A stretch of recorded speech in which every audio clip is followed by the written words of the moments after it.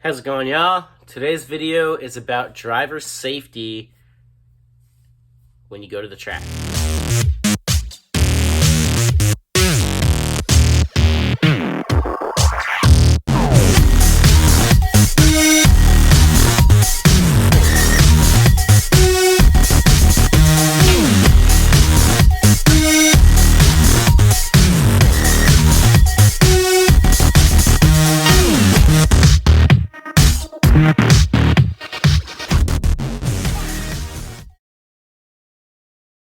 All right.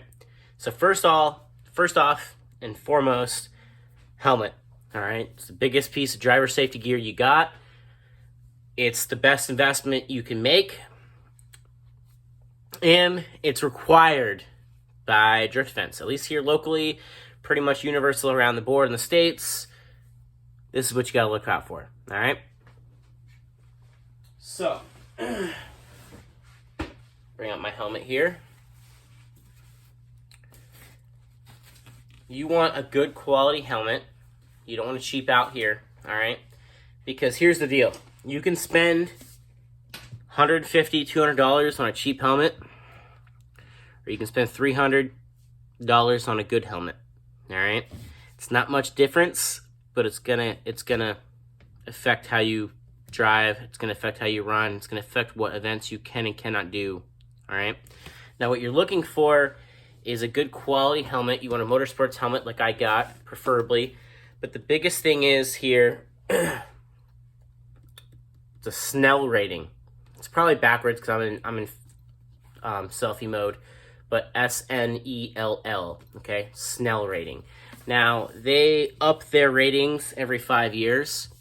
So when I first got into drifting, it was a Snell 2000 rating.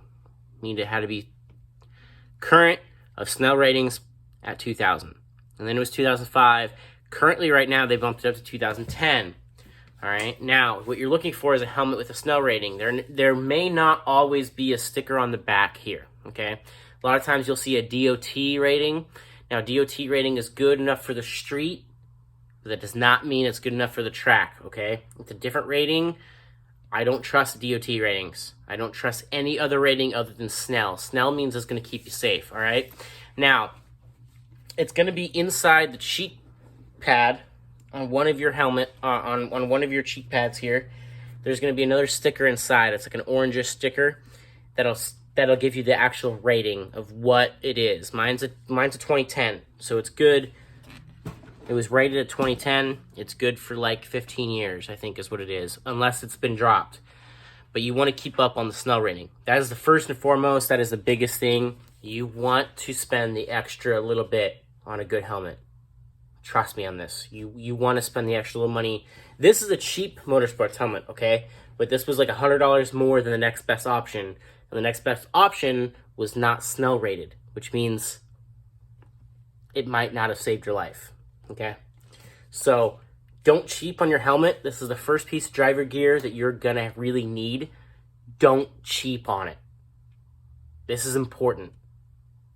Okay, this is far more important than tires, far more important than your turbo, far more important than what motor swap you're gonna do, far more important than your cage and all the other cool shit you're gonna do. Good quality helmet, all right? Now, this is a cheaper level. This is just an HAC Motorsports, but it's Snell rated, which means it does pass this rating, and it's good to go. It's going to last me another, 3-4 years unless I get in a really big accident or I drop it or that kind of thing. All right? So that's first more. You need this, all right?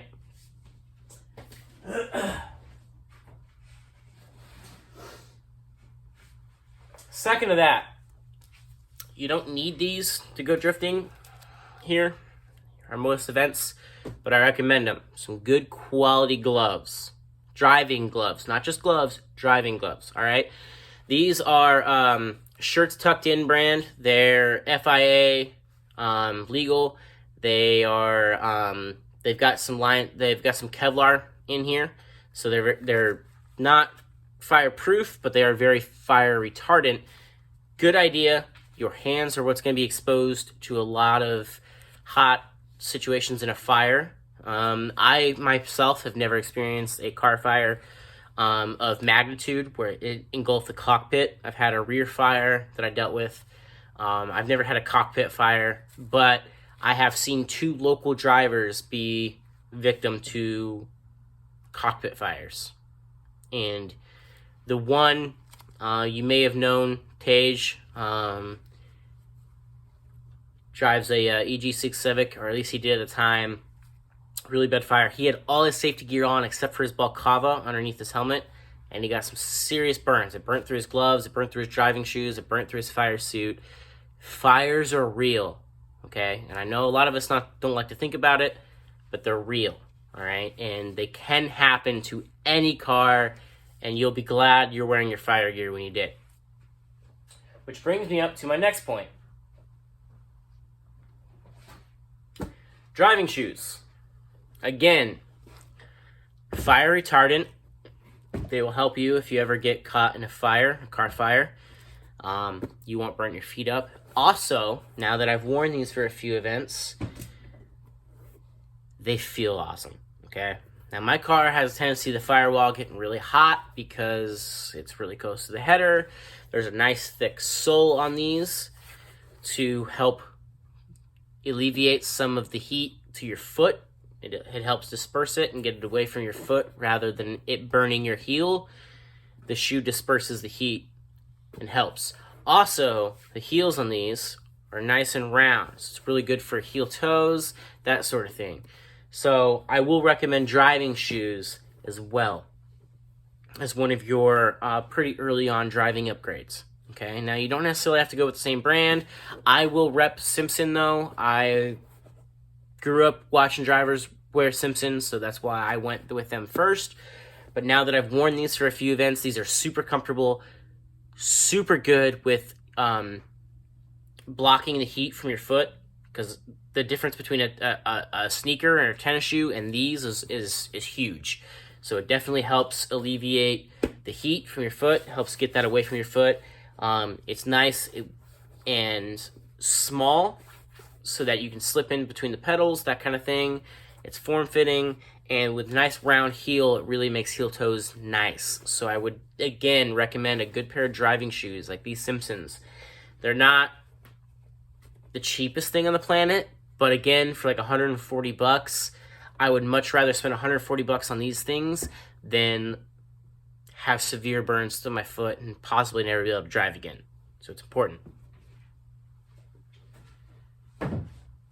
Which brings us on to the actual suit. Again, to pass tech, you do not need a driver's suit, okay? At least here. You need a t-shirt, you need long pants that cover your legs, and you need closed-toe tennis shoes, all right? But I will, again, recommend getting you a cheap fire suit. This is the Simpson one. This is like Legend 2, I believe is what they call it. It's meant for like entry-level dirt track racing, okay? More than enough for what you need for drifting or time attack or whatever kind of entry-level driving you're going to do with your own car.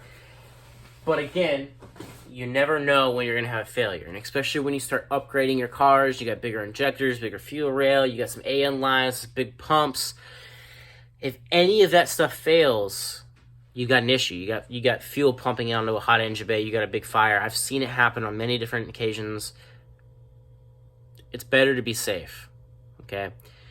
So I do recommend everything that I've just showed you to get. I've also got a undershirt. I've got long john underwear, and I've got a balaclava face mask. I did not show that to you today because I don't feel like that's necessarily 100%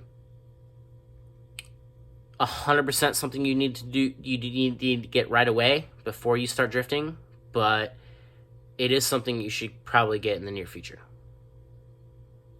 So just a quick little rundown on driver safety and what I would recommend you own before you take drifting or any other kind of motorsport series, whether you want to do autocross or time attack or HBDE or drifting.